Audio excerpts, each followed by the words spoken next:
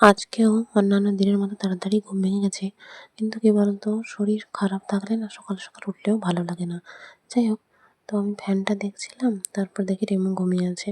এদিকে ব্রাশ করা শেষ করতে, করতে রেমো এসে হাজির, কারণ ওকে বিস্কিট দিতে হবে। তো ঝটপট ওর জন্য বিস্কিট বের করে ভেঙে দিলাম। আর আমি এই বিস্কিটগুলো খেয়েছি। এই বিস্কিটগুলো আবার যবে শেষ হয়ে যাবে তবে আমারও খাওয়া বন্ধ। কি মনে হলো আবার একটু চ্যবনপ্রাশ দিয়ে খেলাম। রেমো এখানে ধেপে, ধেপে কি করছে ভগবান জানে। এদিকে মা আলু ওলকপি ভাজা করে রেখেছিল। তো সেটা দিয়ে মুড়ি খেয়ে নিলাম। আর মুড়ি দুটো এমনি খাচ্ছিলাম। রেমো রোদে শুয়ে আছে আর আমি সময় মতো ওষুধ খেয়ে একটা ভিডিও করলাম। তারপর বাবা বাজার থেকে এসে পুকুরে জাল দিচ্ছিল। আমি মন চাইলো যে একটা চকলেট খাই। তার জন্য চকলেট বের করে খেলাম। আর এদিকে 3টে মাছ পড়েছে, যদিও একদম ছোট, ছোট। আর শীতকাল মানে মাছ তেমন পড়তেও চায় না। এদিকে ডেলিভারি কাকু ফোন করেছে, কারণ একটা পার্সেল আছে। তো আমার জেনে ভালো লাগলো, পার্সেলটা এত তাড়াতাড়ি চলে এসেছে। আমি বাইরে দাঁড়িয়ে একটু সময় ছবি তুলছিলাম। এদিকে এই বাচ্চাগুলোকে বারণ করলেও তো শোনে না, পুকুরে বল ফেলেছে, তুলছে অন্য কাকা একজন দিয়ে। আর একজন কাকিমা কিছু খড় আঁটি বেঁধে নিয়ে যাচ্ছে। তারপর দাঁড়িয়ে থাকতে থাকতে বাবা একটু ফিশারি দিকে গেছিলো, আমার সাথে কথা বলে গেল। তারপর বাবা চলে যাওয়ার একটুক্ষণ পরে কাকু এসে হাজির। পার্সেলটা চলে এসেছে। আর আগের পার্সেলটার ব্যাপারে একটু অসুবিধা ছিল, তো সেটাও বললাম যে যেহেতু ভাঙাভাঙি জিনিস এসছে।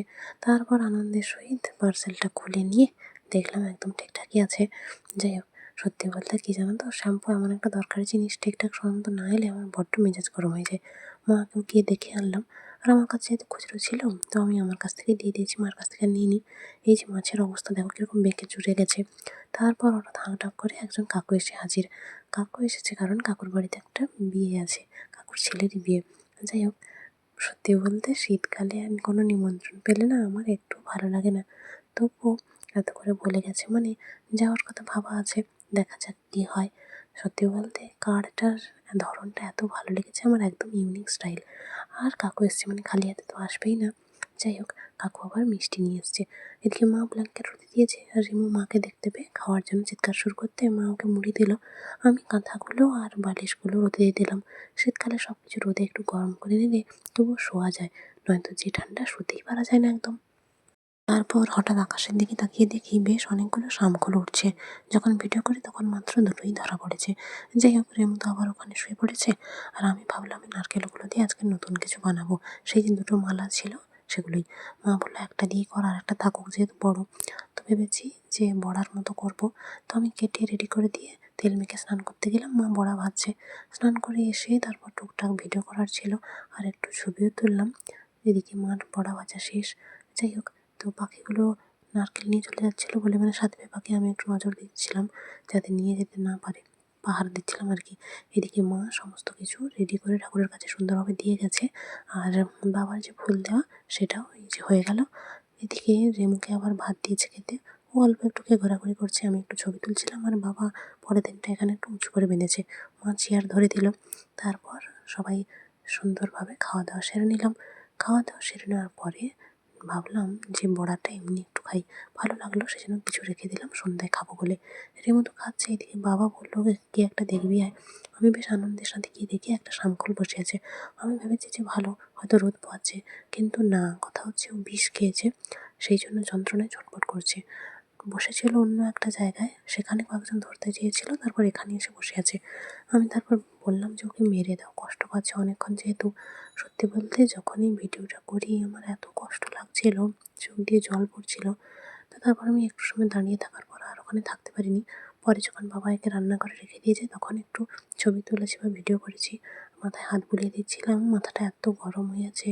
মনে মনে ঠাকুরের কাছে প্রার্থনা করছিলাম যে এই জীবনটা ওর যেমনই কাটুক, পরে যদি কোনো কিছু হয়ে জন্মায় তাহলে সেই জীবনটা যেন ওর ভালো কাটে। তারপর বাবাকে বলছিলাম একে কী করবে। বাবা বলছে সেরকম হলে রান্না করলে নয়তো এটা মুখে দেবো, আর আমরা যদি একটু আধটু খাই। কোনোদিনও আগে খাইনি, সেজন্য জানাও নি কীরকম হয় বা কী ব্যাপার। তাদের বাড়িতে ভাত দিয়ে গেছে রেমুকে খাওয়ার জন্য। রেমু তো এখানে ওখানে ঘুরঘুর করছে, সেই জন্য ভাত সব পড়ে আছে, পাখি সব এসে খাচ্ছে, সাথে পাখি। আর বাবা এখানে কাটছে আর আমি বসে বসে দেখছি। সত্যি বলতে যেহেতু চোখের সামনে কারোর মৃত্যু এভাবে দেখিনি, সেই জন্য আমার প্রচুর কষ্ট হচ্ছিল। তাই আমি চেয়ারে ফোন রেখে দিয়ে একটু দূরের দিকে গিয়ে বসেছিলাম। পাখিগুলো তো এসে খাচ্ছে। আর ফোন রেখে দিয়ে চলে যাওয়ার মাঝে যেটুকু ভিডিও হয়েছে সেখান থেকে টুকটাক স্ক্রিনশট নিয়ে যা করার করেছি। ভিডিও কোনো সময় বন্ধ হয়ে গেছিলো। যাই হোক, ভিডিও অনেক বড় ছিল, সেখান থেকে কেটে ছেটে টুকটাক অংশই দিলাম। মনে মনে শুধু ভাবছি যে পাখিগুলো কেন যে এভাবে এখানে ওখানে খেতে বসে। কারণ এখানে ওখানে এবার খেতে না বসলে তাহলে আজ এরকম দুর্দশা হতো না। কষ্ট লাগছে সেজন্য দেখে, কিন্তু কষ্ট পেলে আমি কী বা করবো? কারণ ওর যে সাথে যেটা নিয়তির হওয়ার ছিল সেটা তো হয়েই গেছে, তাই না? হয়তো যদি বেঁচে থাকতো তাহলে আরো অনেকটা সময় কষ্ট পেত। তারপর এখানে সব পালক পরিয়ে দিয়েছে ফেলে দেওয়ার জন্য, আর আমি একটা পালক রেখেছি স্মৃতি হিসেবে, ওই যে বালতির কাছে যেটা আছে দেখছো সেটা। হাসি মুখে হয়তো ছবি তুলছি ঠিকই, কিন্তু কষ্টে আমার বুকটা ফেটে যাচ্ছে, জানো তো?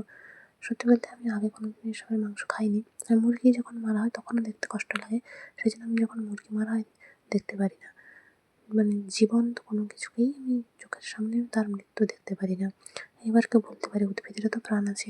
সেটা ঠিকই, কিন্তু কি বলতো আমরা তো সেটা বুঝতে পারি না। যাই হোক, বাবা বাগান থেকে একটা ওলকপি তুলে এনেছিল কলাপাতা তুলতে গিয়ে। মা এখানে কিছু আনাজ কাটছে, আর শোয়া তো হয়নি আজকের দুপুরে। তারপর ফল খেয়ে নিলাম সবাই মিলে, আর রেমুকেও কিছুটা মুড়ি খেতে দিলাম। এদিকে সন্ধ্যেবেলা আমি একটু বাদাম ভাজা নিয়ে খাচ্ছিলাম। এদিকে রিংটোনে যে গানটা আমার ফোনে দেওয়া ছিল সেটা নাকি ডেট এক্সপায়ার হয়ে গেছে, তো আমি নতুন করে আবার সেটা দিলাম। বাবার ফোন থেকে একটু ফোন করে দেখছিলাম ঠিকঠাক আছে নাকি। তারপর আমার দেখা দেখি রিমু ঘরে এসে হাজির। বাবা আজকে সকালে জিলিপি এনেছিল, জিলিপি আর কাকুর আনা নলেন গুড়ের মিষ্টি ঠাকুরের কাছে দিলাম। সত্যি বলতে আমার কেন জানি না দুপুরের দিক থেকেই মনটা প্রচণ্ড খারাপ হয়ে আছে।